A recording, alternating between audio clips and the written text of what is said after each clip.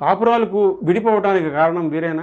ఈ రోజుల్లో కాపురాలు విచ్ఛిన్నం అవడానికి లేదా వేరు కాపురాలుగా విడిపోవడానికి కారణం ప్రధానంగా తల్లులే. ఇది ముమ్మాటికి నిజం. కొంతమంది తల్లులే తమ కూతుళ్ళకి వరుణ్ణి ఎంచుకునే అధికారం తమంత తామే తీసేసుకున్నారు. శాస్త్రం ప్రకారం వరుణ్ణి ఎంచే ప్రధాన కర్తవ్యం తండ్రిదే, కానీ ఈ రోజుల్లో ప్రధాన పాత్ర తల్లిదే. అబ్బాయికి తల్లిదండ్రులు ఉండకూడదు, ఒకవేళ ఉన్నా వేరు కాపురం పెట్టించాలి, లేదా వాళ్ళని వృద్ధాశ్రమంలో వదిలేయాలి. ఇది ఇప్పుడు జరుగుతున్న పెళ్లి చూపులు సంప్రదింపులు. వాళ్ళొక డస్ట్బిన్స్, వాళ్ళని పట్టించుకోవాల్సిన అవసరం అమ్మాయికి లేదు. ఎందుకంటే నా ఇంట్లో అతి గారాబంగా పెరిగింది, ఒక్క పని చేయలేదు, చేయదు కూడా. అక్కడ చాలా ఇబ్బంది పడుతుందేమో, ఎందుకైనా మంచిది వేరు కాపురం పెట్టించేస్తే ఇక ఈ దిగులు ఉండదు కదా. ఇక ఇలాంటి ఆలోచనలు ఉన్న తల్లుల్ని, పెళ్లి చేసుకోబోయే అమ్మాయిలని, ఈ వివాహం వ్యవస్థని ఆ దేవుడే కాపాడాలి.